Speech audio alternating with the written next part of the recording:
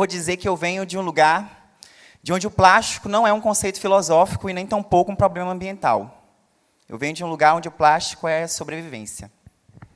Filho de pais catadores, trabalhadores das Canárias, Associação de Catadores de Materiais Recicláveis Natureza Viva, que fica aqui em Governador Valadares, catadores de lixão.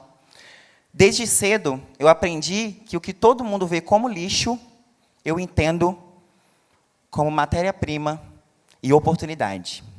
Para entender um pouco da minha história, vocês precisam entender um pouco do processo de formação do plástico. Então, se me permitem, farei uma analogia, espero que vocês acompanhem minha linha de raciocínio.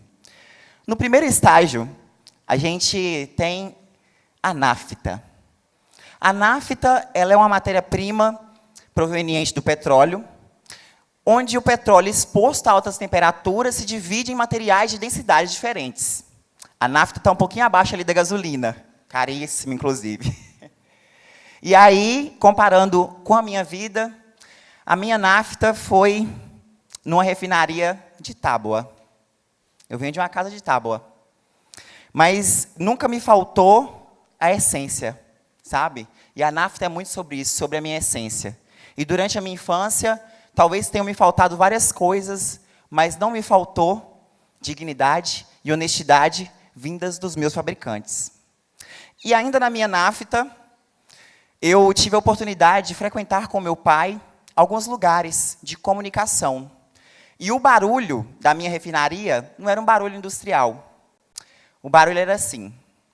Há quem diga olê, olê, olê, olá, catador de norte a sul e de acolá, nessa marcha sem parar, caminhar é resistir e se unir é reciclar. Se unir é reciclar. Renovar as ideias. Fazer-se de novo. Segunda fase, polimerização. Na polimerização é adicionado ao plástico substâncias químicas que transformam ele em um material mais robusto. Nessa fase vai ser decidida qual plástico você vai ser. E é nessa fase da vida, em comparação à nossa adolescência, que a gente recebe muitas coisas do meio em que a gente vive. E das pessoas que nos rodeiam também. Eu não fui rodeado das pessoas mais bem formadas. Eu fui rodeado, na verdade, de pessoas que também estavam no seu processo de formação em refinarias um tanto quanto precárias também. E, quando a gente tem referências de dor, o que a gente consegue dar é dor. Então, no meu processo de polimerização, eu recebi preconceito, eu recebi descrenças daquilo que eu poderia me tornar enquanto matéria-prima, e, todavia, seguir, porque não dá para parar. Diante disso, recebi também influências de pessoas, de lugares, e quero agora fazer uma provocação a vocês. O que vocês estão tirando das pessoas e dos ambientes que cercam vocês? É bom ou é ruim? Porque eu tenho que dizer que isso vai formar as pessoas que vocês vão se tornar. Minha polimerização, eu recebi muita coisa pesada, né? Como eu disse para vocês, muito preconceito, muita dúvida, muita escassez. E eu estava ali me tornando uma matéria-prima muito rígida para ser moldada. Terceira fase, moldagem. A moldagem eu gosto de comparar com a fase da vida em que a gente está meio perdido, sabe? O mercado de trabalho aperta, o busão aperta, o bagulho é doido, o caldo engrossa, você não sabe para onde você vai. Aquela fase da comparação. Nossa, mas já tem gente com 20 e poucos anos que, caraca, já tem tudo. São refinarias diferentes. Fábricas diferentes e fabricantes diferentes. Diante dessa rigidez toda, ficou muito difícil que me moldassem de uma forma boa, sabe? Que eu me moldasse a ser um ser humano bom. É muito complicado, porque toda essa reatividade me tornou um material muito rígido. Sabe? Muito difícil de ser trabalhado. É a fase da minha vida em que eu vivi uma arrogância extrema, uma desumildade, mas tudo isso como capa do que eu havia recebido nos meus processos iniciais de fabricação. Comecei a brigar com o meu fabricante, porque eu via que tinham outras refinarias com estruturas melhores. Sabe? Eu brigava com o meu fabricante Gessi, porque minha casa não tinha a melhor estrutura, E eu queria porque queria que ele me desse conforto. Que ele nos desse conforto. Não era a prioridade dele. Toda a energia dele estava voltada em me tornar uma boa matéria-prima. E todos os polímeros possíveis para que eu me tornasse uma pessoa honesta foram adicionados em mim. E ele gastou energia nisso. Tem coisas que a gente espera do próximo, que a gente não vai encontrar. Até nas pessoas que a gente mais ama. A nossa missão de vida é ir em busca das coisas que nos faltam. Se nós realmente temos vontade de tê-las em nós, em nossa essência. E aí, me sentindo material super pronto, morando dentro da casa dos meus pais, me sentindo plástico perfeito, aquela garrafa, aquele potinho de skincare de mulher rica, que não sei o que tem, que você não coloca uma cerâmica nesse chão, que essa casa está no tijolo até hoje, e brigando com o fabricante. Tem condição? Depois da moldagem vem um outro processo, que é o processo da rotulagem. A sociedade quer impor alguns padrões a nós. Isso é fato. E é muito fácil que a gente se encaixe, porque é mais confortável. Só que esse lugar de conforto, de se adaptar ao que o outro deseja que você seja, ele é um lugar extremamente perigoso. Porque a sua essência se dilui. Você foi fabricado para ser você. Você não foi fabricado para ser aquilo que o outro deseja que você seja.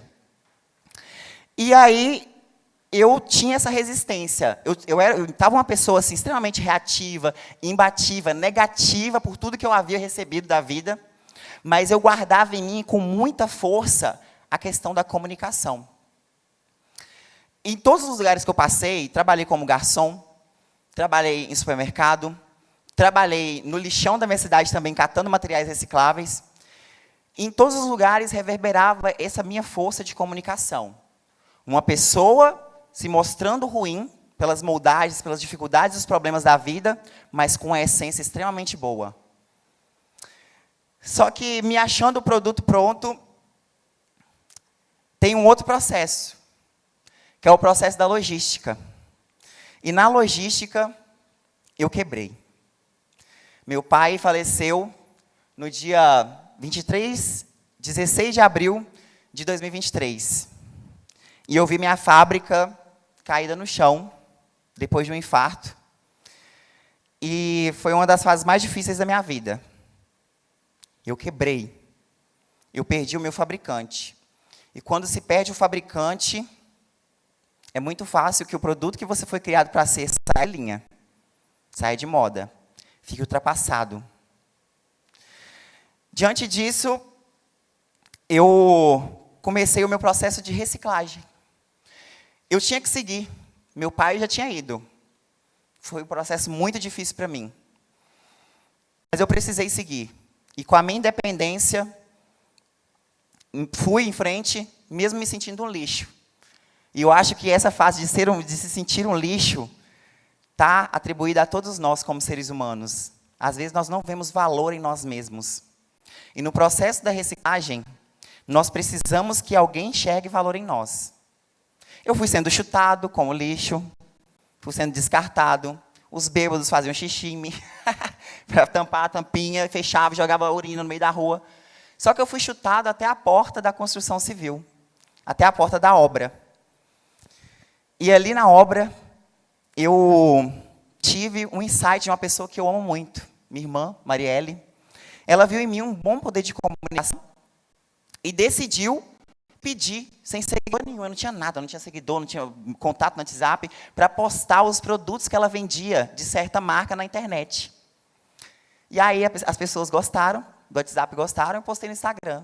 As pessoas do Instagram gostaram, eu deixei lá e fui criando mais conteúdo.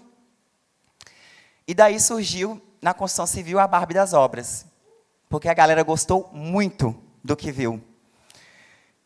Na internet, já na obra, eu quis trazer o que as pessoas não traziam de diferente. Porque eu vi a obra como a minha extrusora, que é a máquina que dá nova forma ao plástico.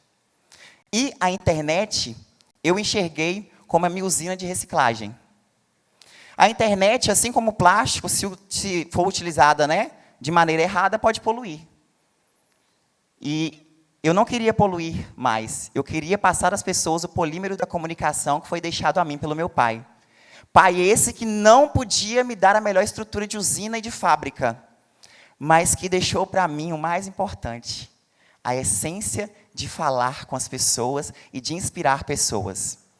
Na internet, a minha postura foi sempre de: eu posso ajudar outras pessoas que estão no mesmo processo de reciclagem como eu. E nesse insight que a minha irmã teve, Marielle teve, eu quero trazer uma outra reflexão para vocês. E dizer que quando você se sentir perdido e se sentir quebrado, do lado da sua família e escutando a sua família é a melhor opção. Porque as pessoas que te amam e que você ama têm o poder de despertar em você a sua melhor versão. Às vezes a gente negligencia isso, né? Eu guardava em mim a essência da comunicação deixada pelo meu pai, foi despertada de novo em mim no processo de reciclagem pela minha irmã. Eu tinha a obra, que era um lugar extremamente, chamativo, eu era um homossexual e eu precisava passar uma mensagem. E a mensagem que eu queria passar não era uma mensagem de enganação. É uma mensagem de: eu posso te falar meu polímero da comunicação. Eu posso te fazer entender que aqui é um lugar de oportunidade. A ferramenta é uma potência. A internet é uma ferramenta de potência. E hoje eu falo com 1 milhão de pessoas nas redes sociais. Eu estou muito feliz de poder ser visto hoje como a Barbie das obras, que dá voz a pessoas invisibilizadas como meu pai foi, como catador de materiais recicláveis. E era essa a mensagem que eu queria passar. Dá. Trabalhando dá.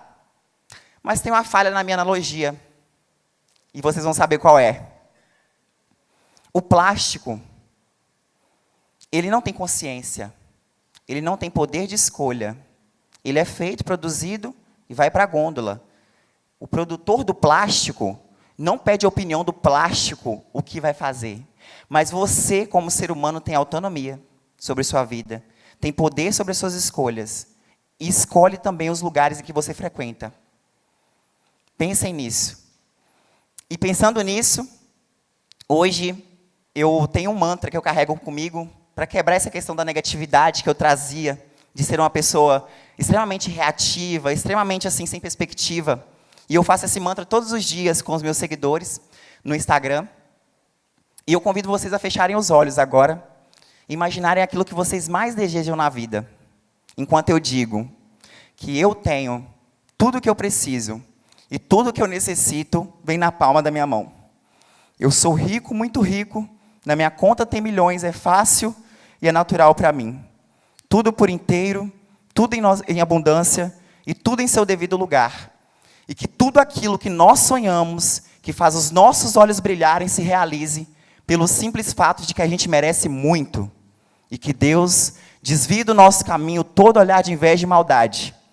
E ilumine a vida de quem nos deseja o mal. Pois quem tem luz não há de fazer mal a ninguém. Obrigado.